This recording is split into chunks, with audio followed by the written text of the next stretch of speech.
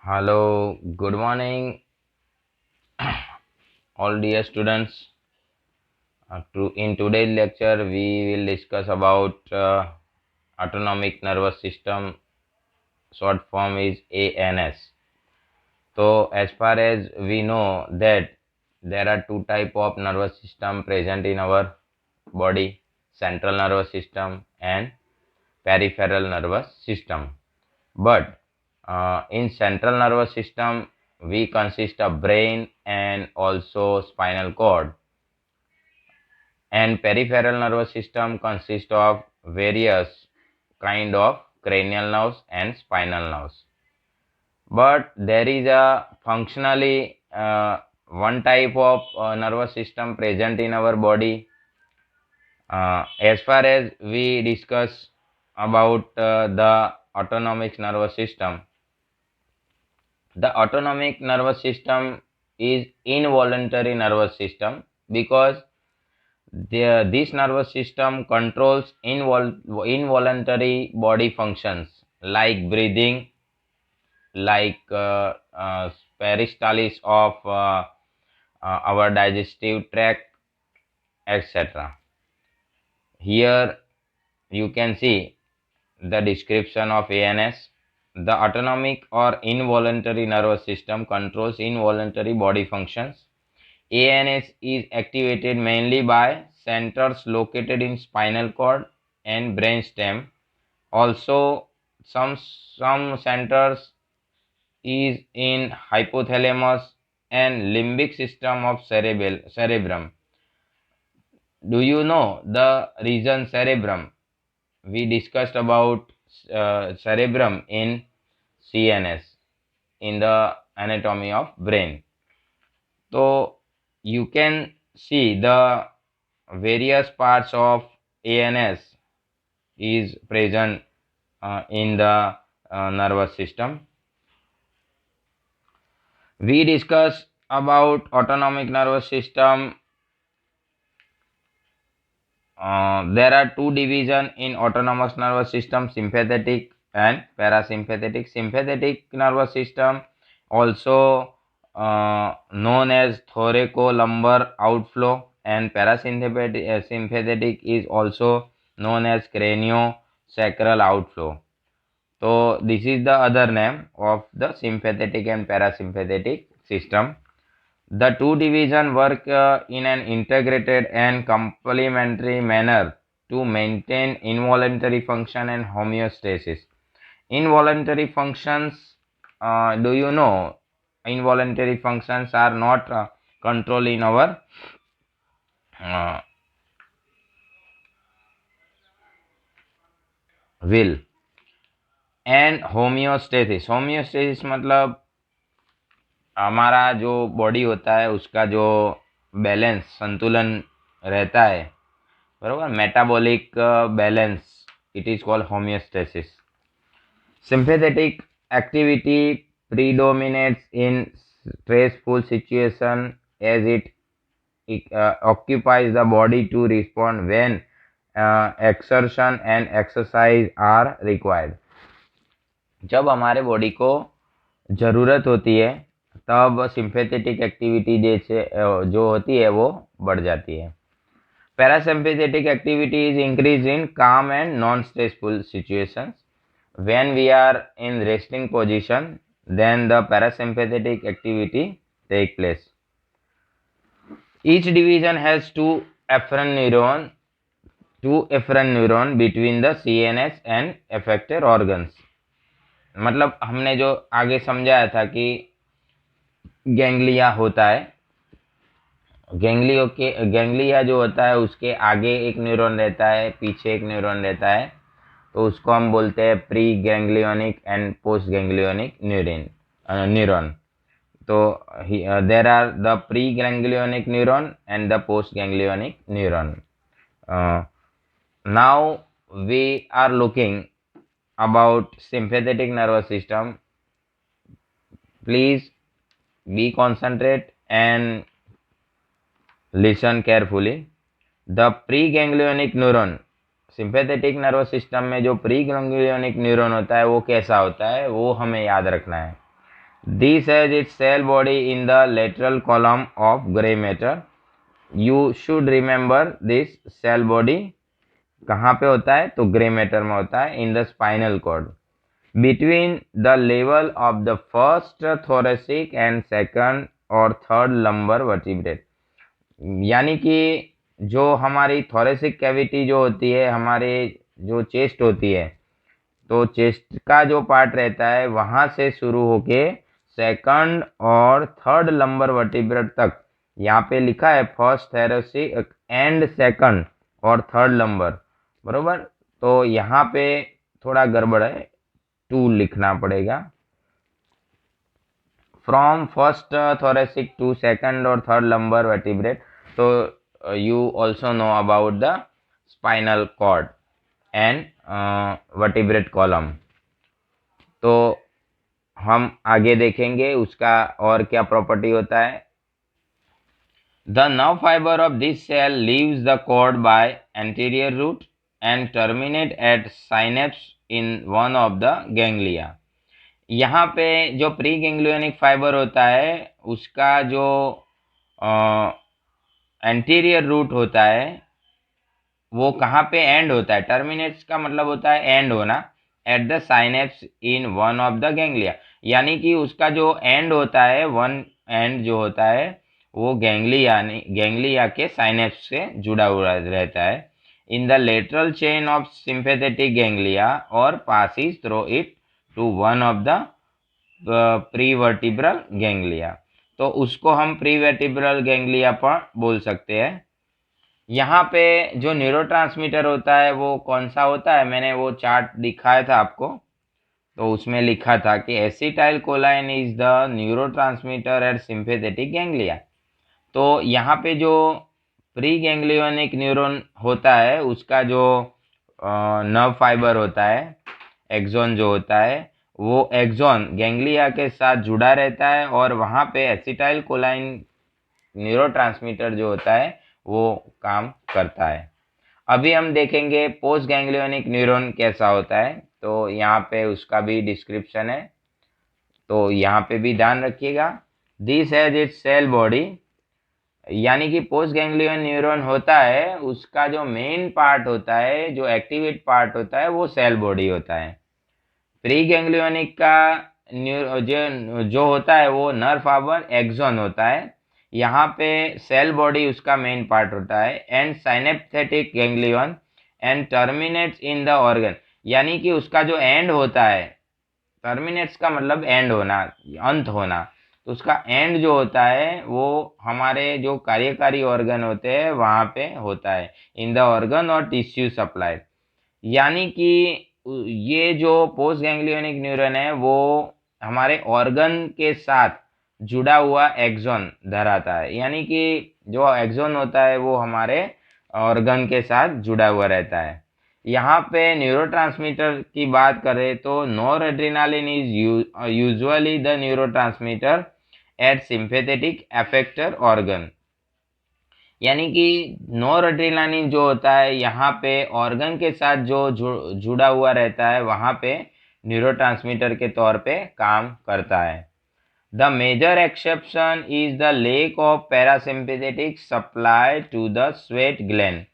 यहाँ पे हमें याद रखना है कि पैरासिम्पैथेटिक सप्लाई जो होता है वो स्वेट ग्लैंड में कम रहता है। The skin and blood vessel of skeletal muscle वहाँ पे भी कम, वहाँ पे ज़्यादा रहता है। तो यहाँ ये हमें याद रखना पड़ेगा। उसके बाद हम देखेंगे this structure are supplied only by sympathetic post ganglionic neurons which are known as sympathetic cholinergic nerves. यानी कि सिंपैथेटिक जो न्यूरॉन रहता है उसमें भी पोस्ट गैंग्लियोनिक जो न्यूरॉन्स रहता है उसको हम सिंपैथेटिक कोलाइनर्जिक नर्व्स भी कह सकते हैं, क्योंकि यहाँ पे एसिटाइल कोलाइन के थ्रू कार्य होने वाला है। And usually have acetylcholine as the neurotransmitter. यहाँ लिखा हुआ भी है, देख सकते हैं आप कि जहाँ पे एसिटाइल कोलाइन नामक न्यूरो ट्रांसमीटर कार्य करेगा वहीं पर सिंपैथेटिक कोलाइनर्जिक नर्व्स उसको बोला जाएगा। तो आगे देखते हैं। तो दोनों पार्ट सिंपैथेटिक नर्वस सिस्टम के दो न्यूरॉन्स रहते हैं, उसमें आगे वाला जो न्यूरॉन्स रहता है उसको हम प्री गैंग्लियोनिक न्यूरॉन बोलेंगे, पीछे वाला जो रहता है उसको पोस्ट गैंग्लियोनिक न्यूरॉन बोलेंगे। अगर आपको फिगर देखना है तो हम यहाँ पे फिगर भी आपको दिखा रहे हैं। तो दिस इज द गैंग्लिया, देख सकते हो ये गैंग्लिया है। उसके आगे जो रहता है यहाँ पे एक न्यूरॉन, उसका हम एक्सॉन ड्रॉ कर रहे हैं, और उसका जो एंडिंग्स रहता है, एक्सॉन का एंडिंग्स रहता है, वो गैंग्लिया के साथ जुड़ा हुआ रहता है। यहाँ पे हम एसिटाइल कोलाइन नामक न्यूरोट्रांसमीटर का कार्य देख सकते हैं। यहाँ आगे हम पूरा एक न्यूरॉन ड्रॉ कर लेंगे जिससे आपको पता चलेगा। तो this one is pre ganglionic nerve fiber. This is the pre-ganglionic nerve fiber, you can see. Okay. The other one is post-ganglionic nerve fiber. So we can see the post-ganglionic neuron here we draw, you can see. उसका जो and होता है, ये जो axon है, ये axon देख रहे हो आप, मेरी जो पेन उस पे घूम रही है, तो ये जो एक्सॉन है वो यहाँ पे ऑर्गन के साथ कनेक्ट हो रही है। तो this one is the working functional organ और टिश्यू। ओके। तो ये जो प्री गैंग्लियोनिक नर्व फाइबर है, ये ऐसे ही ये पोस्ट गैंग्लियोनिक नर्व फाइबर है, पोस्ट गैंग्लियोनिक नर्व फाइबर। तो ये जो रहता है वो कहाँ पे जुड़ा रहता है, ऑर्गन के साथ, देख सकते हो आप, जुड़ा रहता है। और जो पोस्ट गैंग्लियोनिक न्यूरॉन जो होता है उसका जो डेंड्राइट होता है या सेल बॉडी जो होता है, ये सेल बॉडी है, ये सेल बॉडी यहाँ पे ऐसे जुड़ा रहेगा, कहाँ, गैंग्लियन के साथ, ये गैंग्लिया है उसके साथ जुड़ा रहेगा। तो there are two neurons. Okay, आप अच्छी तरह से समझ चुके हैं। अभी हम बात करने वाले हैं जो सिंपैथेटिक सिस्टम होती है उसमें जो गैंग्लिया होता है वो गैंग्लिया कैसे रहते हैं। तो गैंग्लिया एक नहीं होता, वो कई होते हैं। हमने देखा कि फर्स्ट थोरेसिक जो वर्टिब्रेट होती है वहाँ से शुरू होके वहाँ से शुरू होके थर्ड और सेकंड और थर्ड लंबर वर्टिब्रेट तक फैला हुआ ये एक चेन जैसा स्ट्रक्चर होता है। तो यहाँ पे ऐसे ही लिखा है, the lateral chain of sympathetic ganglia, यानी कि जो गैंग्लिया होता है उसका कंटिन्यूअस एक चेन जैसा बना रहता है। बरोबर, ગુજરાતીમાં આપણે કહીએ તો એક માળાની મણકાઓ જેમ ગોઠવાયેલા હોય એ રીતે આ બધા ગેંગ્લિયા જોડાયેલા હોય છે. The chains extended from upper cervical level to the sacrum, one chain lying each side of the vertebrate bodies. मतलब कि हमारा जो वर्टिब्रेट कॉलम होता है उसके पैरेलली दोनों साइड, यहाँ पे थोड़ा मैं ड्रॉ करके भी आपको दिखा रहा हूँ, या मान लो कि ये हमारा वर्टिब्रेट कॉलम है, मैं थोड़ा आपको समझाने के लिए ऐसे दिखा रहा हूँ, ये वर्टिब्रेट कॉलम है। तो उसके दोनों साइड पे बरोबर, यहाँ पे गैंग्लिया है, यहाँ पे गैंग्लिया, ये जो मैं ड्रॉ कर रहा हूँ वो गैंग्लिया है ऐसे। तो दोनों साइड पे वर्टिब्रेट कॉलम के दोनों साइड पे ऐसे गैंग्लिया रहता है, और ये गैंग्लिया जो होता है वो स्पाइनल कॉर्ड के साथ ऐसे जुड़ा रहता है। तो आप ऐसे समझ सकते हो कि स्पाइनल कॉर्ड के साथ उसका ऐसे कनेक्शन हुआ रहता है, यानी कि ये जो गैंग्लिया है, ये गैंग्लिया वर्टिब्रेट कॉलम के दोनों साइड पे रहते हैं। तो यहाँ पे लिखा है one chain lying on each side of the vertebra, ये जो चेन है ये चेन बन गई, देखो ये चेन बन गई, ये दूसरी चेन बन गई, बरोबर। तो चेन जो होती है वो दोनों साइड पे होती है, ये आपको बहुत अच्छी तरह से याद रखना है। The ganglia are attach to each other by nerve fibre, यानी कि ये जो गैंग्लिया होता है वो भी एक दूसरे के साथ ऐसे नर्व फाइबर से कनेक्टेड रहते हैं। हम प्रैक्टिकल सेशन में जो चार्ट होगा इसका तो हम आपको समझाएंगे, दिखाएंगे। अभी आगे समझना है प्री गैंग्लियोनिक न्यूरॉन कैसे काम करता है और कैसे आगे बढ़ता है। तो pre ganglionic neuron that emerge from the cord में synapse with the cell body of postganglionic neuron at the same level. They may pass up or down the chain through one or more ganglia before synaptic. मतलब कि जो हमारा pre ganglionic neuron होता है, वो pre ganglionic neuron जो है वो स्पाइनल कॉर्ड के साथ साइनेप्स से जुड़ा रहता है, और जो दूसरा न्यूरॉन है उसका सेल बॉडी जो होता है वो पोस्ट गैंग्लियोनिक न्यूरॉन के साथ जुड़ा हुआ रहता है। तो ऐसे हम सोच सकते हैं। The arrangement of ganglia allows excitation of nerves at multiple level very quickly, providing a rapid and wide spread sympathetic response and enable the body respond effectively when fight or flight। तो ये आपको बहुत अच्छी तरह से याद रखना है, ये लिखना पड़ेगा एग्जाम में।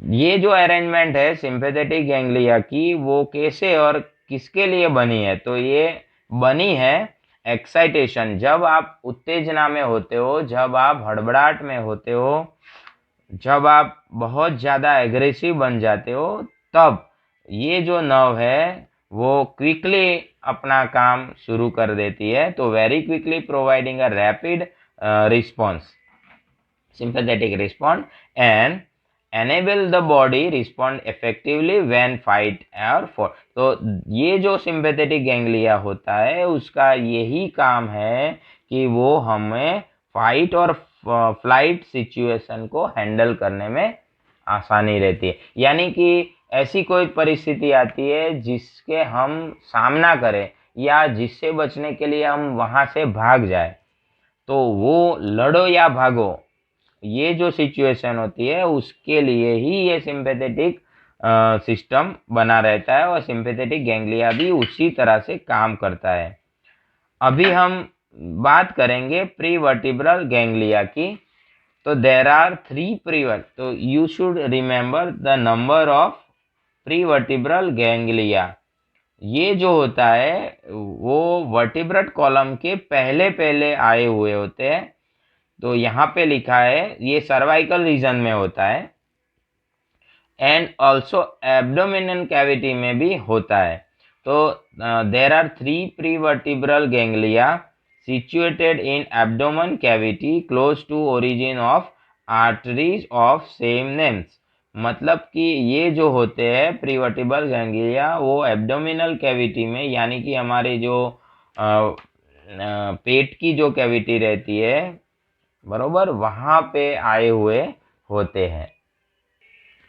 उसके नाम भी उसके रीजन के हिसाब से दिए गए हैं। कोलियक गैंग्लियन, तो कोलियक क्या होता है वो आप डाइजेस्टिव ट्रैक्ट में सीखोगे, डाइजेस्टिव सिस्टम में आपको पता चलेगा।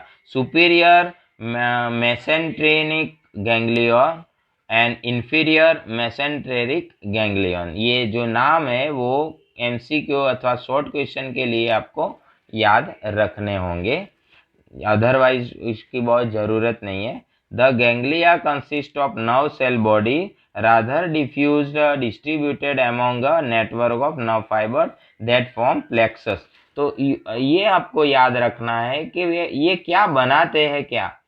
तो जो नर्व सेल बॉडीज होते हैं वो एक दूसरे के साथ डिफ्यूज मतलब के कनेक्टेड रहते हैं, एक दूसरे के साथ जुड़े हुए रहते हैं, एंड उसका जो नेटवर्क बना रहता है वो नर्व फाइबर के साथ जुड़ा रहता है। वो नर्व फाइबर जो होते हैं वो कई सारे होते हैं। हमने तो अभी आकृति में आपको एक ही नर्व फाइबर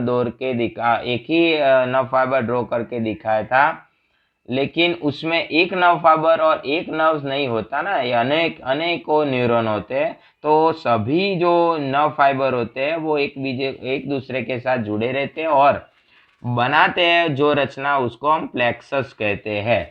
तो प्लेक्सस ગુજરાતીમાં આપણે ભણેલા છીએ અને ચેતા સૂત્ર નામ આપીએ છીએ। ચેતા સૂત્ર દોરડા જેવી રચના। તમે દોરડું જોયું હોય તો પતંગની દોરી જુઓ તો you can see the many fibres are in their structure. તમે દોરીમાં જો 6 તારની દોરી 9 તારની દોરી તમે જોયેલી હશે પતંગની દોરી। એવી રીતે જાડું દોરડું પણ ઘણા બધા ફાઇબરને ગૂંથીને વણીને બનાવેલું છે। તો આ એ જ વસ્તુ અહીંયા કહેવા માંગે છે કે 9 ફાઇબર્સ જે છે એ એકબીજા સાથે દોરડા જેવી રચના બનાવે એને પ્લેક્સસ કહેવામાં આવે છે। પ્રીગેંગ્લિયોનિક sympathetic fibers passes through the lateral chain to reach these ganglia।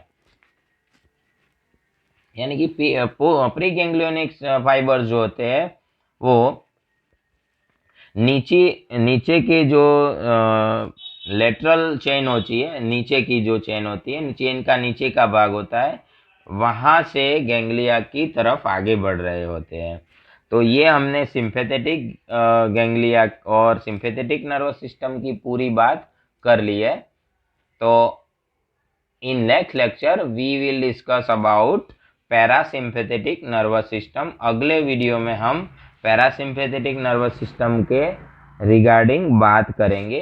तो आज के लिए हमने सिंपैथेटिक नर्वस सिस्टम का पूरा आपको डिस्क्रिप्शन समझा दिया है और आपको भी ये याद करना है।